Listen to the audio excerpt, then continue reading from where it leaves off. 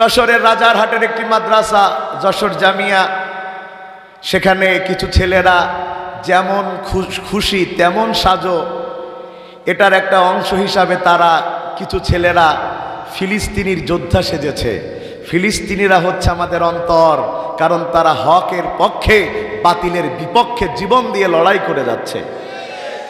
তারা সেখানে কথা যখন বলেছে যে অস্ত্রগুলো বানানো, সেটা হলো কালো টেপ দিয়া মুখটা ঢেকেছে, সেটা প্রচার করেছে বিগত সরকারের, ফ্যাসিস্ট সরকারের সুযোগ্য সন্তান। তিনি বিদেশ থেকে বলে দিয়েছেন বাংলাদেশ এখন জঙ্গিদের অভয়ারণ্য হয়েছে। না, বাংলাদেশ এখন জঙ্গি মুক্ত হয়েছে, বরং গত 16 বছর ধরে সরকারি দল নামধারী জঙ্গিরা গোটা বাংলাদেশকে সন্ত্রাসীদের অভয়ারণ্য বানিয়েছে, আলেমদেরকে, নিরপরাধ আলেমদেরকে জঙ্গি বানায়া জেলে ঢুকিয়েছে। তারা বলছে বাংলাদেশ নাকি জঙ্গি হয়ে যাচ্ছে, এই বক্তব্য তারা দিয়েছে। এর আগেও তো আমরা যেমন খুশি তেমন সাজো অনুষ্ঠান দেখেছি। 16ই ডিসেম্বর, 26শে মার্চে, তখন তারা স্বাধীনতা যুদ্ধের সৈনিক সেজে অস্ত্র নিয়েছে। আমরা কখনো প্রতিবাদ করি নাই, কারণ এটা দেশের প্রতি ভালোবাসা। যদি সেটা হয়ে থাকে তাইলে ফিলিস্তিনিদের অবস্থাটা দেখানোর জন্য যেমন খুশি তেমন সাজলো। এটাকে যারা জঙ্গি নাটক মঞ্চায়ন করলো, আল্লাহর কসম ওরা কখনো দেশপ্রেমিক হতে পারে না। কথা ঠিক? আলহামদুলিল্লাহ, ইসলামের বিজয় আসতে শুরু করেছে। এই বিজয় কেউ ঠেকাতে পারবে না ইনশাআল্লাহ।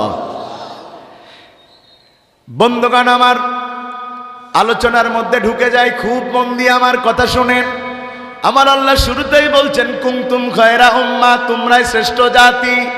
এই পৃথিবীতে বর্তমান জাতির সংখ্যা হলো 4500। ও চৌগাছাবাসী, বুঝে থাকলে বলেন জাতির সংখ্যা কত? আর আমার আল্লাহ বলছেন শ্রেষ্ঠ জাতি একটা। এখানে উম্মাহ শব্দ এক বচনে ব্যবহার করা হয়েছে। আমার আল্লাহ বলছেন শ্রেষ্ঠ জাতি একটা। মুফাসসিরিনে কেরাম আয়াত নিয়ে ব্যাখ্যা শুরু করলেন। সকল মুফাসসিরিনে কেরাম গবেষণা করে এই বিষয়ে একমত হলেন, আমার আল্লাহ শ্রেষ্ঠ জাতি বলতে অন্য কোনো জাতিকে বুঝান নাই। আমার আল্লাহ শ্রেষ্ঠ জাতি বলতে কেবলমাত্র মুসলিম জাতিকে বুঝিয়েছে। সুবহানাল্লাহ।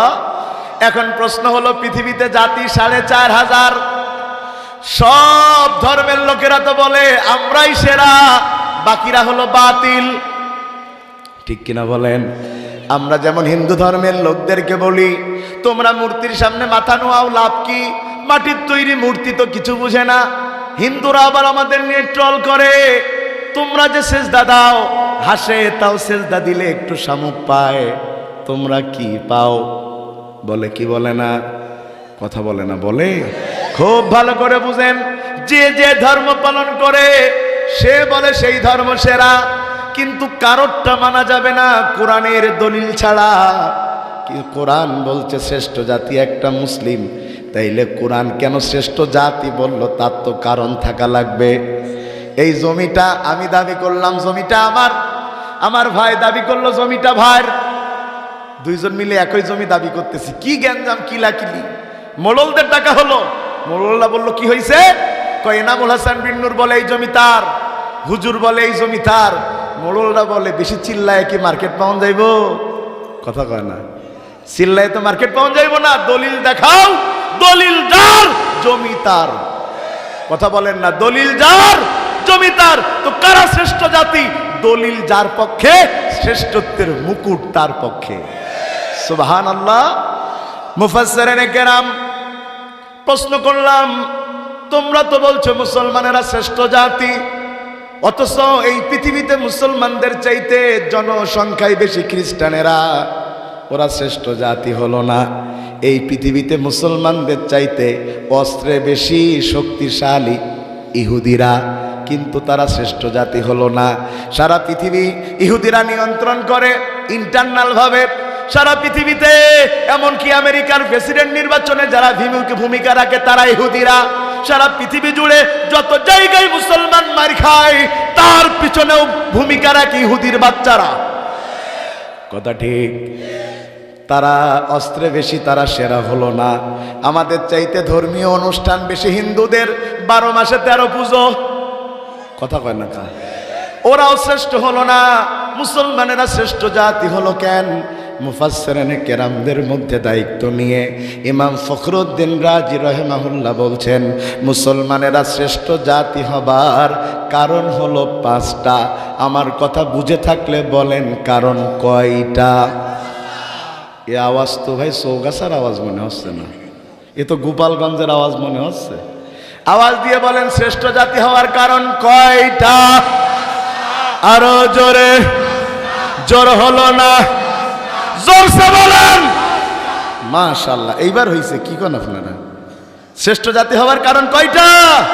5টা, আলহামদুলিল্লাহ। এবার বলেন শ্রেষ্ঠ জাতি হবার 5 কারণের 1 নাম্বার, কয় নাম্বার? মুসলমানেরা শ্রেষ্ঠ জাতি হবার 5 কারণের 1 নাম্বার কারণ হচ্ছে কেবলমাত্র মুসলমানেরাই আল্লাহর দেয়া ধর্ম ইসলামকে নিজেদের ধর্ম হিসাবে পেয়েছে। জোরে কন্যা সুবহানাল্লাহ। ভালো করে বুঝেন, স্পষ্ট করে বলছি, এই পৃথিবীতে হাজার হাজার ধর্ম, এর মধ্যে কেবলমাত্র ইসলাম আল্লাহ দিয়েছেন। সুবহানাল্লাহ কয় না? আমার আল্লাহ ঠিক এইভাবে বলেন, ইন্নাদ-দীনা ইনদাল্লাহিল ইসলাম। বান্দা, যত ধর্ম পৃথিবীতে দেখতে পাও, জনসংখ্যায় বেশি হতে পারে, অস্ত্রে বেশি হতে পারে, আনুষ্ঠানিকতায় বেশি হতে পারে, কিন্তু কোন ধর্ম আমি আল্লাহ দেই নাই ইসলাম ছাড়া। আয়াতের ব্যাখ্যা দ্বারা বোঝা যায় কেবলমাত্র ইসলাম আল্লাহর দেয়া ধর্ম, বাদ বাকি সব ধর্ম ইবলিস বানিয়েছে। কথা ঠিক? যদি ইসলাম হয় আল্লাহর দেয়া ধর্ম, ইসলামের বাইরে যত ধর্ম, সব ধর্ম বানিয়েছে ইবলিস, আর প্রত্যেক ধর্ম বানানো হয়েছে ইসলামকে নকল করে। ইসলামের আগে কোনো ধর্ম পৃথিবীতে আসে নাই। অনেকে বলে হিন্দু ধর্ম সনাতন ধর্ম। সনাতন মানে কি? প্রাচীন ধর্ম। না না না, হিন্দু ধর্মের আগেও পৃথিবীতে ইসলাম এসেছে। ইসলামের আগে কোনো ধর্ম এই পৃথিবীতে আসে নাই। জোরে কন্যা সুবহানাল্লাহ। বলেন পৃথিবীর প্রথম মানুষকে? আরো জোরে বলেন কে? খালাকাল্লাহু আদাম আলা সূরাতিহি তাওলাহু 60 জিরাআ। আমার আল্লাহ বলেন, আমি আদম আলাইহিস সালামকে বানালাম আমার বৈশিষ্ট্য দিয়া, একজন মানুষ 60 গজ লম্বা। কয় গজ লম্বা? যদি 60 গজ লম্বা মানুষ আপনাদের এই আর কান্দিতে 50-100 জন থাকতো, তো মসজিদের কাতার ওই 3 ফুটের করলি হইতো, তো পুরো গ্রাম তো মসজিদ বানানো লাগতো। কথা কচ্ছেন না কে রে? এখন মানুষ দিন যত যাচ্ছে মানুষ তত খাটো হচ্ছে। তবে শোনেন, খাটো মানুষের বুদ্ধি বেশি, যেরকম আমার। কথা কয় না?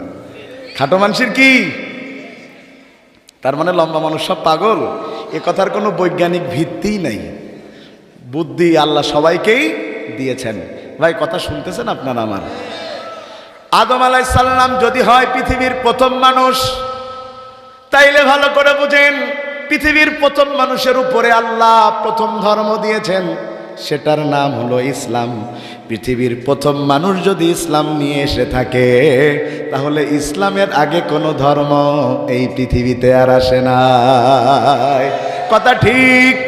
এবার ভালো করে বুঝেন, ইসলাম হলো রক কাটার ধর্ম। হ্যাঁ, ইসলাম হলো বোম মারার ধর্ম। ইসলাম হলো জঙ্গিবাদের ধর্ম। না না না, একমাত্র ইসলামই পৃথিবীতে শান্তির ধর্ম।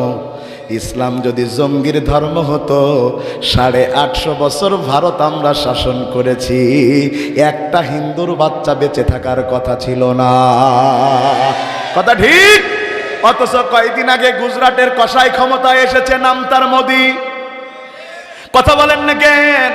দাদার তখন চান্দি গরম। কথা কয় না কা? কারণ দাদার লোক, দাদার দালাল এদেশে আর নাই। দাদার মাল দাদার কাছে ফেরত গেছে। কথা কয় না কা? দাদার মাল দাদার কাছে, দাদার চান্দি গরম। 16 ডিসেম্বরে লিখলো যুদ্ধ হয়েছে পাকিস্তান আর কি বলে ভারতের মধ্যে, সুতরাং বিজয় আমাদের।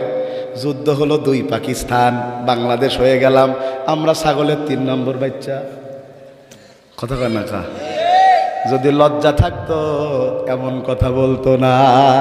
এখন ঘটকালি করে যদি বোর নিজে দাবি করে, কথা কয় না কা? ঘটক যদি কারোর সাথে বিয়ে দিয়ে বলে যে বউ আমার, তাহলে তো বুঝবেন ওর চরিত্রে সমস্যা আছে। কথা বলছেন না কেন? বাবরি মসজিদ ভেঙে রাম মন্দির বানিয়েছে, জয় শ্রীরাম না বলার কারণে হাজারো মুসলমানকে পিটিয়ে পিটিয়ে হত্যা করেছে। গরু কুরবানি করার কারণে কত মুসলমানকে পিটিয়ে হত্যা করেছে। মসজিদে জোরে আজান দেওয়ার কারণে মসজিদ ভেঙে দিয়েছে। তারপরেও তারা নাকি ভালো, আর আমরা মন্দির পাহারা দিয়ে তাদের পূজার ব্যবস্থা করেছি, তাও আমাদেরকে বলতে সন্ত্রাসী, আমাদের কাছে নাকি শান্তি রক্ষী পাঠাবা। জেনে রাখো, বাংলাদেশের দিকে যদি কেউ চোখ তুলে তাকাও, ওই চোখ উপড়ে ফেলে দেওয়া হবে, ওই চোখ উপড়ে ফেলে দেওয়া হবে।